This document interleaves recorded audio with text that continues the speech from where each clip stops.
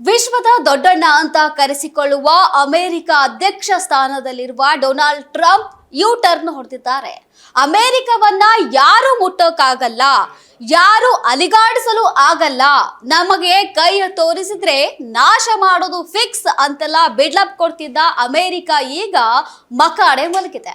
Iran ಮೇಲೆ ಯುದ್ಧ ಸಾರಿ ಎಷ್ಟೇ ದಾಳಿ ನಡೆಸಿದ್ರೂ ತಲೆ ಕೆಡಿಸಿಕೊಳ್ಳದ ಇರಾನ್ ಮುಂದೆಯೇ ಟ್ರಂಪ್ ಮಂಡಿ ಊರಿದಂತಿದೆ.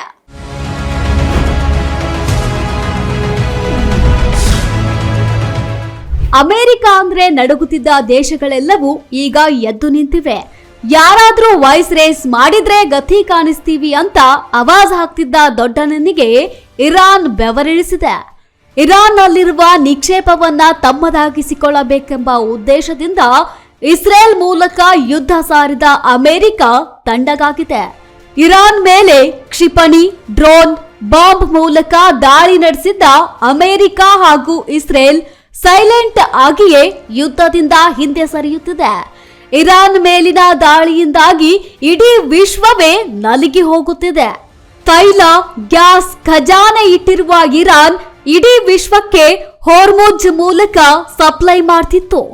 ಯಾವಾಗ ಅಮೆರಿಕ ಇಸ್ರೇಲ್ ಯುದ್ಧ ಸಾರಿತೋ ಎಲ್ಲವೂ ಬಂದಾಯ್ತು. ಸಮಸ್ಯೆಗಳು ಶುರುವಾದವು. ಒಂದೊಂದೇ ವಸ್ತುಗಳ ಬೆಲೆ ಏರಿಕೆಯೂ ಹೆಚ್ಚಾಯಿತು. ಡೊನಾಲ್ಡ್ ಟ್ರಂಪ್ ಈ ನಿರ್ಧಾರದಿಂದ ಅಮೆರಿಕದಲ್ಲೇ ಆಕ್ರೋಶ ಭುಗಿಲೆದ್ದಿದೆ.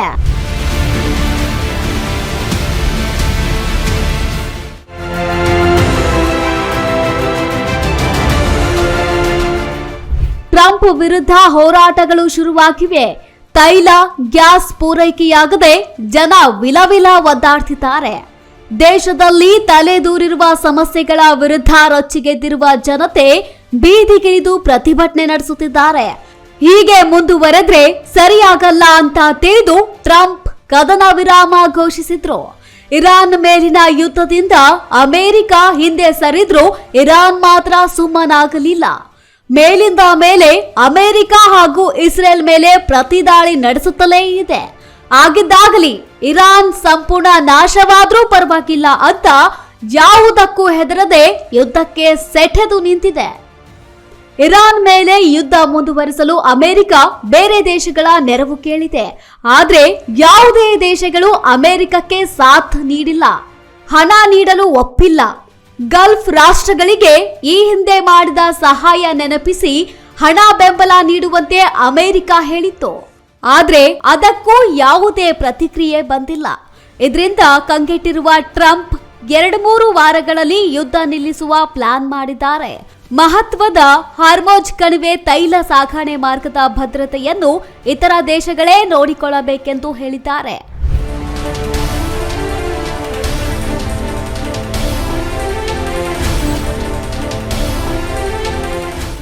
ಇರಾನ್ ಯುದ್ಧವನ್ನು ಕೊನೆಗೊಳಿಸಲು ಅಮೆರಿಕ ಅಧ್ಯಕ್ಷ ಡೊನಾಲ್ಡ್ ಟ್ರಂಪ್ ಗಡುವು ವಿಧಿಸಿದ್ದಾರೆ. ಇರಾನ್ ಮೇಲಿನ ತನ್ನ ಮಿಲಿಟರಿ ದಾಳಿಯನ್ನು ಅಮೆರಿಕ 2-3 ವಾರಗಳಲ್ಲಿ ನಿಲ್ಲಿಸಿದೆ ಎಂದು ಟ್ರಂಪ್ ಹೇಳಿದ್ದಾರೆ. ಇರಾನ್ ಜೊತೆಗಿನ ಯುದ್ಧದಲ್ಲಿ ವಾಷಿಂಗ್ಟನ್ ಇನ್ನು ಮುಂದೆ ಭಾಗಿಯಾಗುವುದಿಲ್ಲ. ಮಿಲಿಟರಿ ಕ್ರಮ ಮತ್ತು ರಾಜತಾಂತ್ರಿಕ ಪ್ರಯತ್ನಗಳ ಮೂಲಕ ಮುಂದಿನ 2-3 ವಾರಗಳಲ್ಲಿ ಯುದ್ಧದಿಂದ ಅಮೆರಿಕ ನಿರ್ಗಮಿಸಬಹುದು ಎಂದಿದ್ದಾರೆ. ಇದಲ್ಲದೆ ಸಂಘರ್ಷವನ್ನು ಕೊನೆಗೊಳಿಸಲು ಟೆಹರಾನ್ ಯಾವುದೇ ರಾಜಿ ಮಾಡಿಕೊಳ್ಳುವ ಅಗತ್ಯವಿಲ್ಲ ಎಂದು ಅವರು ಹೇಳಿದ್ದಾರೆ. ಡೊನಾಲ್ಡ್ ಟ್ರಂಪ್ ಅವರ ಈ ಹೇಳಿಕೆಯು ಅವರ ಹಿಂದಿನ ಹೇಳಿಕೆಗಳಿಂದ ಸ್ಪಷ್ಟವಾಗಿದೆ. ಆದಾಗ್ಯೂ ಈ ಯುದ್ಧ ಹೇಗೆ ಕೊನೆಗೊಳ್ಳುತ್ತದೆ ಎಂಬುದನ್ನು ಅವರು ಸ್ಪಷ್ಟಪಡಿಸಿಲ್ಲ. ಇರಾನ್ ಯುಎಸ್ ಯುದ್ಧವು 5ನೇ ವಾರದಲ್ಲಿದೆ ಮತ್ತು 34 ದಿನಗಳಿಂದ ನಡೆಯುತ್ತಿದೆ. ಫೆಬ್ರವರಿ 28ರಂದು ಅಮೆರಿಕ ಮತ್ತು ಇಸ್ರೇಲ್ ಜಂಟಿಯಾಗಿ ಇರಾನ್ ಮೇಲೆ ದಾಳಿ ಮಾಡಿ ಅಯತುಲ್ಲಾ ಅಲಿ ಖಮೇನಿಯನ್ನು ಕೊಂದವು. ಅಂದಿನಿಂದ ಇರಾನ್ ಕೂಡ ಯುದ್ಧ ಭೂಮಿಯಲ್ಲಿದೆ. ಹಾರ್ಮುಜ್ ಜಲಸಂಧಿಯನ್ನು ಮುಚ್ಚುವ ಮೂಲಕ ಅದು ಇಡೀ ಜಗತ್ತನ್ನು ಅಪಾಯಕ್ಕೆ ಸಿಲುಕಿಸಿದೆ. ಹಾರ್ಮುಜ್ ಜಲಸಂಧಿಯನ್ನು ಮತ್ತೆ ತೆರೆಯುವಲ್ಲಿ ಯುನೈಟೆಡ್ ಸ್ಟೇಟ್ಸ್ ಇಲ್ಲಿಯವರೆಗೆ ವಿಫಲವಾಗಿದೆ.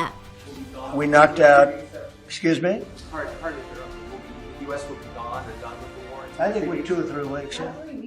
We'll leave because there's no reason for us to do this. Look, problem with the Strait, a guy can take a mine, drop it in the water, and say, "Oh, it's unsafe."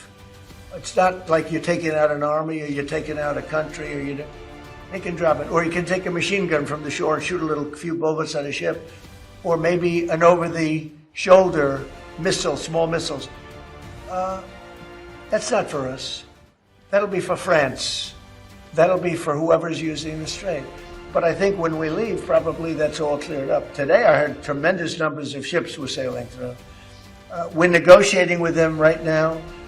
They've been, again, we have had regime change. Now, regime change was not one of the things I had as a goal. I had one goal. They will have no nuclear weapon. And that goal has been attained. They will not have nuclear weapons. But we're finishing the job. And I think within maybe 2 weeks, maybe a couple of days longer to do the job. But we want to knock out every single thing they have. Now, it's possible that we'll make a deal before that because we'll hit bridges. And we've hit some. We'll hit some bridges. We've got a couple of nice bridges in mind.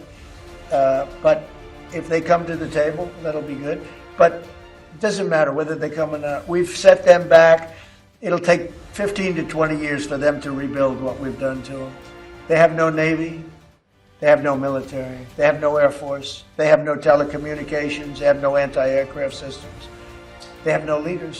You know, their leaders are all gone. That's why we have regime change. We have nice new leaders. Peter? Thank you, President Trump. You talked about how the ballroom.